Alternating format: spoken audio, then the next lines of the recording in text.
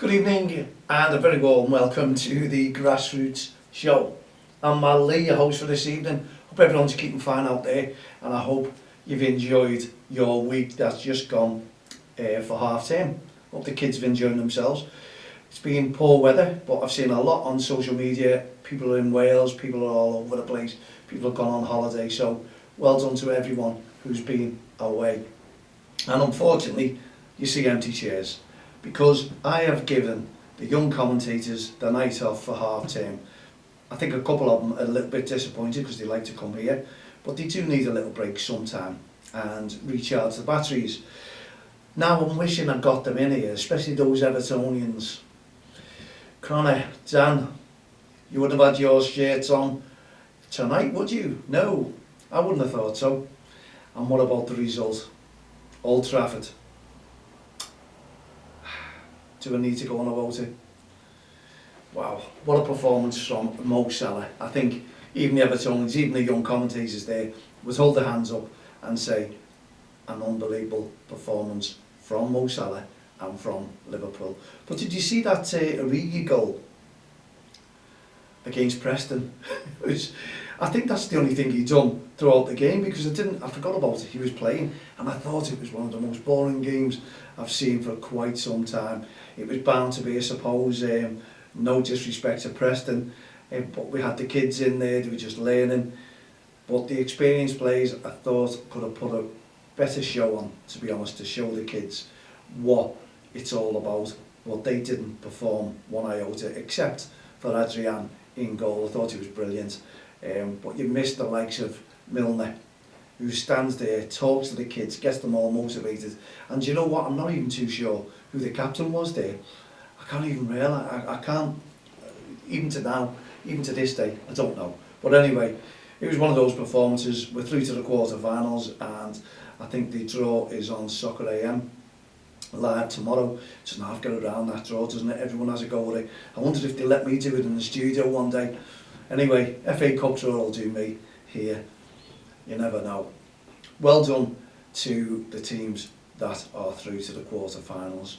And unfortunately, Manchester City are out. That was a tough game, wasn't it, West Ham? They've got to go out sometime. And I think the whole country wanted a break on a different team with the name on the cup. So I don't think Man City will be bothered. But saying that, their last two games in that, they've had powerful teams out.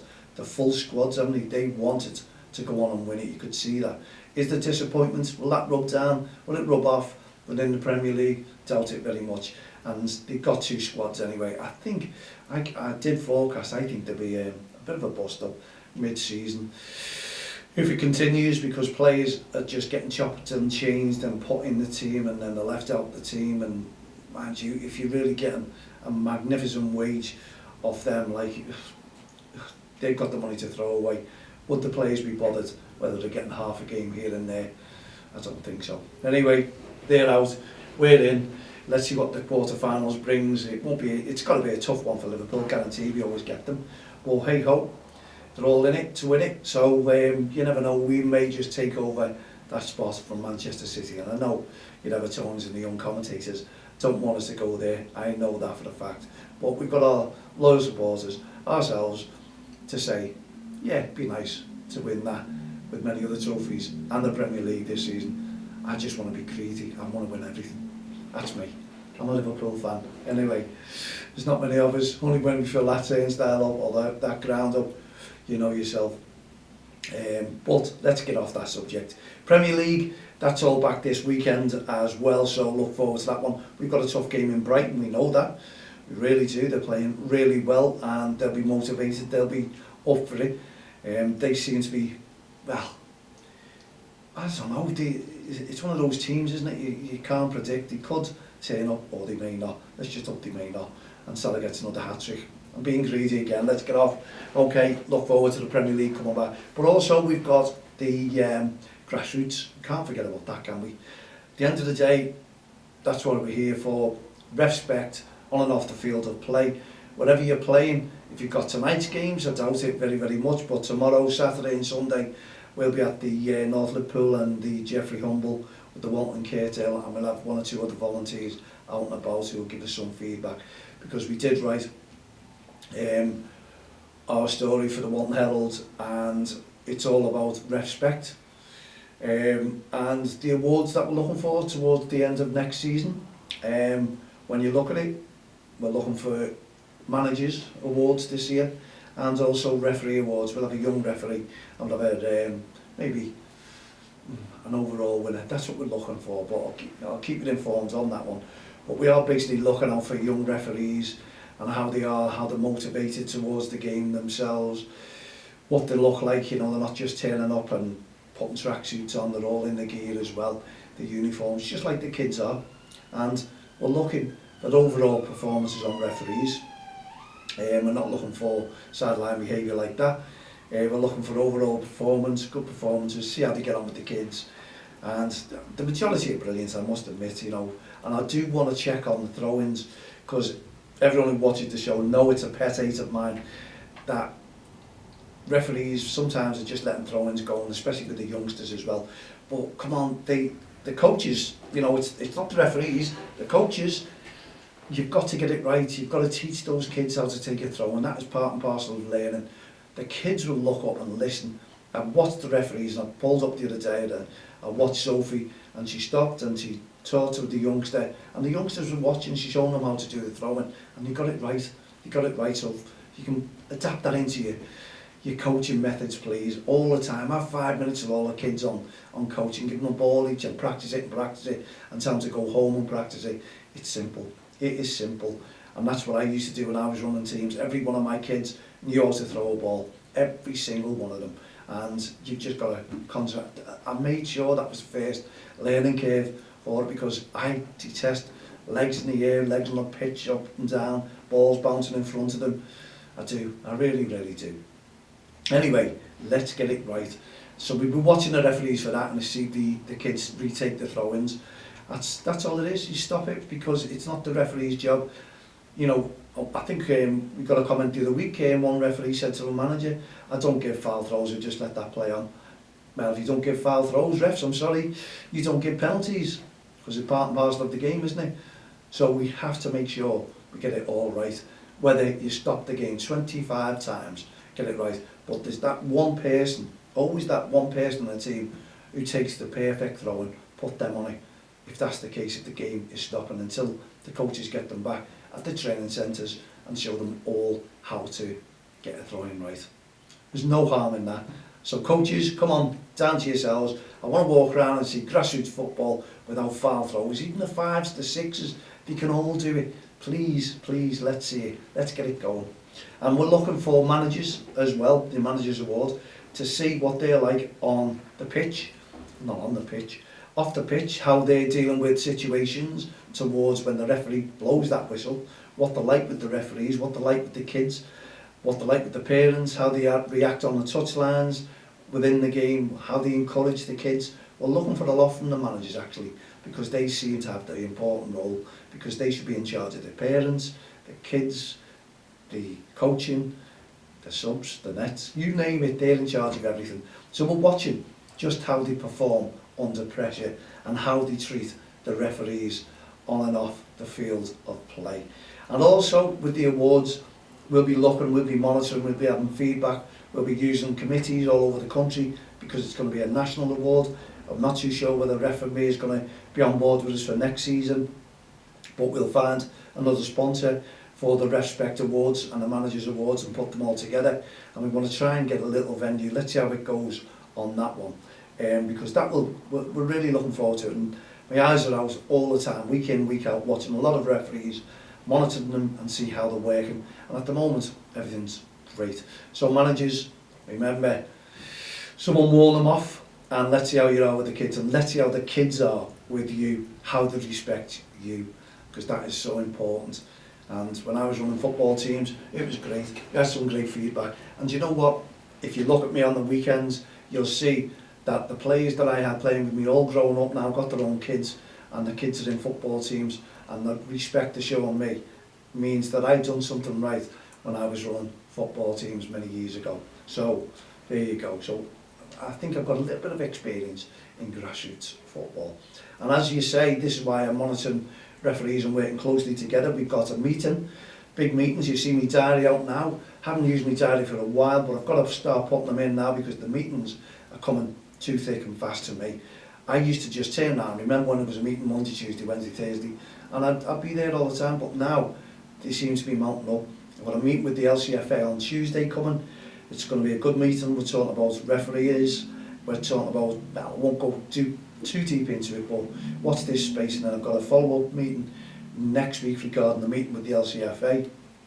And also, I've got a meeting with the printer. The printer is going to be doing all our hashtag Don't Bully the Ref posters, cards, so we can all hold them up. We can get them going around the grounds, and we can give a powerful message out to grassroots football itself. We don't want to chase any referees away from the game. We want to encourage more referees to the game, and we do know that the LCFA here on Merseyside, wherever your county FAs, we do know that courses are going ahead to help out with the shortage of referees.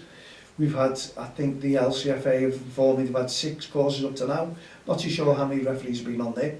So there you go, referees are coming, new referees are coming into the big world of grassroots football. So please look after the new referees. And as I say, I've been watching 1 or 2 of them at the North Liverpool GAFL. TMA, absolutely brilliant. One of them's been thrown straight in to offsides, not a problem. Handles it great, 14 years of age, wow.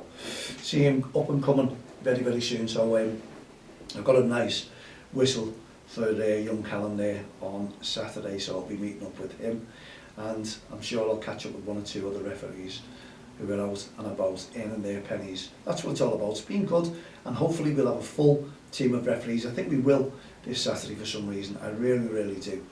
Anyway, it's great to meet up with them, talk to the kids, and also Isaac. I'm looking forward to meeting up with Isaac. He comes into the cafe every Saturday to tell me or see me and ask me how things are, and I ask him how it's going with him. Big smile on his face, really, really eager. Can't wait to get out and play his game, regardless of whatever score it is. The youngster is enjoying the football, and I'm made up. And I know there's another youngster chasing me up, looking for me, Finn, who I got into a football team, and his nan's been telling me he's looking for me everywhere.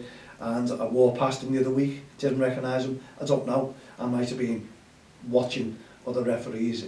I didn't know he should have come to me. But I know he will do. I know he will do. Looking forward to meeting up with him, and I'm going to catch up and see how his new team is and see how he is as well. So there's 2 youngsters there. It makes me feel good because I feel like I put something back into grassroots football already. Now, I had a comment the other day from a referee, young referee, who's taking his referee course in November, early November, so good luck, Zach. Thank you very much for a brilliant email. Listen to the show, listen to the podcast, and if you can help out and answer any questions that I put to him, just email him. I can get in touch with him. Just email me, Zach, if you think you've got any input to come in to Don't Cross the Line and what we're doing and RefSpec campaign, mal@don'txtheline.com. And I'll give you a mention every week on the show because I appreciate you listening to the show, enjoying the show, and giving me feedback because it makes a massive difference as well. So good luck on your referee course, and you can give me some feedback when you get out and about in the Lions Den, as they say. I'm sure you'll be brilliant. I'm sure you'll be very, very good. I can tell by your email you're very keen, you're very interested, and I'm sure you'll be a great referee whatever you decide to referee. Let me know where you're going to be refereeing, and I'll monitor it. I'll keep in touch, and yeah, it's great. Thanks very much, and massive thanks, Zach, for getting in touch with me and giving me that positive feedback. Top man, thank you indeed. Now we've got the young commentators. I've just been talking about them on, well, normally on the Friday. They're not here tonight. They are going to be invited to KCC Live, 99.8 FM Live, the studio on Thursday, 5 PM. They're having an hour there, and it's been a promise for them for a while, and we just haven't had them all together. Next Thursday, so looking forward to getting them together and find out. I'm sure Dan will have something special for them lined up, and I'm sure they're going to be very, very keen indeed. So you may just get a show next week on the Friday as well, not too sure, but we've got the young commentators out on the Thursday, and Dan might just let them have a little go doing the show. I don't know. Let's see what we can muster up. But I appreciate it, Dan. Thanks very much to KCC Live, and it's a great experience for them. Get them instead for when the interviews come up with the celebrities, and that'll be starting very, very soon indeed. And we'll keep you informed on next year's young commentators as well. But we want to get these lads right up to the forefront of grassroots football, and also give them a nice little show themselves that they can record and get on with things. And one of our young commentators, Ben, he hasn't been there for a couple of weeks, as you may have noticed. He's been that busy, and he was busy at the Anfield Wrap, doing well there. He was invited onto their show, and apparently he loved it, and he loved every minute. So well done, Ben. Keep up the great work. We hope to see you back, and love to have you at KCC Live with us. I've got to send the postcodes out to all of you, so you can make sure that you're up there. It's based in a college, so it shouldn't be too bad to get into for parking, and I think you can go and get yourself a little Costa coffee. I'm sure they've got that there as well. But I'm looking forward to it for the youngsters as well. Fingers crossed we have a great day and evening on that one, and we have a good turnout, and I can't wait, as I say, to see what Dan has in special for them. Now, all the meetings that I've got coming up as well, I'm going to be over exhausted. I really am, because things are happening. You may have noticed the post that I put up on social media about changes, and it always happens with Don't Cross the Line. We have people coming and going, and you know what? I tend to have a great relationship with everyone who's been here and the people who've gone on and moved on, and hopefully to brighter and better things as well. But I want them all to keep in touch. I want them to keep sending me messages, and I'd love them all to call in now and again, book your place in. But I wish them all the very, very best of luck, and I'll give you more details about that as we go on.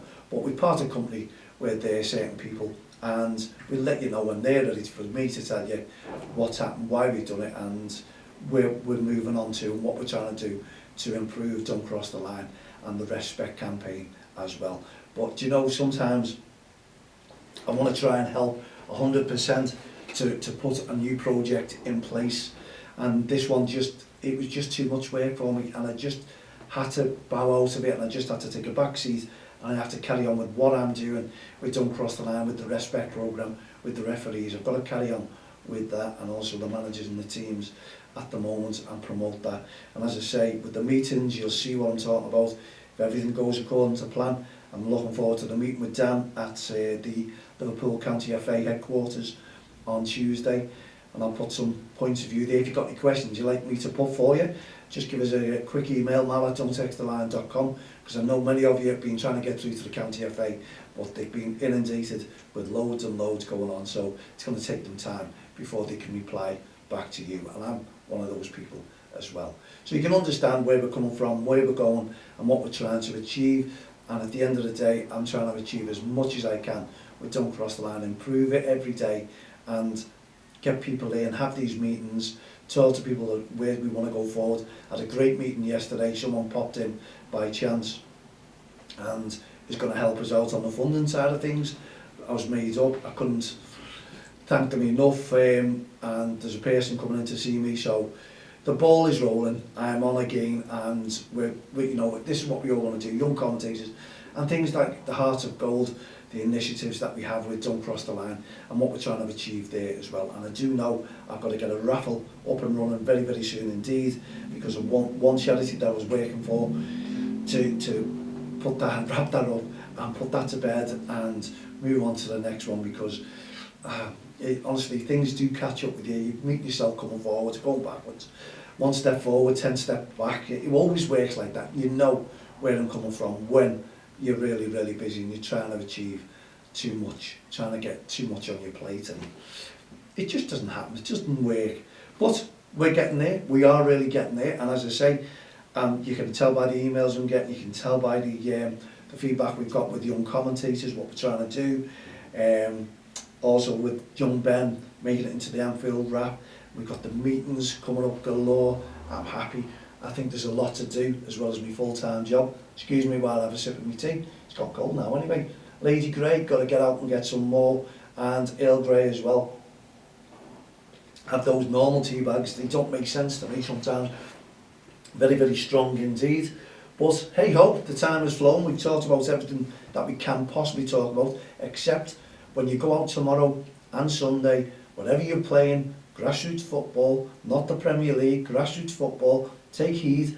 Please look after the referees, encourage the players, and show loads of respect on and off the field of play. It's what it's all about, it really is. As long as you're enjoying yourself, you've got a smile on your face, the kids will do exactly the same. Because first and foremost, you the parents are the kids' role models. Remember that. No need for any animosity towards any committee member, any referee, any fellow manager, any fellow parent. Just stand back, count to 10 if you think you're going to lose your temper, and walk away. And if you're irate every week that you go to, simple answer there, stay away, let someone else take your child to that football. And I'm looking forward to tomorrow evening's show and give you some feedback on how the day went at the North Liverpool JFL. And as I say, I am 100% sure that they'll have a full turnout of referees tomorrow. In the meantime, we'll see you tomorrow at 7 p.m. From myself, Mal Lee, and all the team here at the Grassroots Show. Don't cross the line, respect programme, and hashtag don't bully the ref. We'll see you tomorrow at 7. Good night, God bless.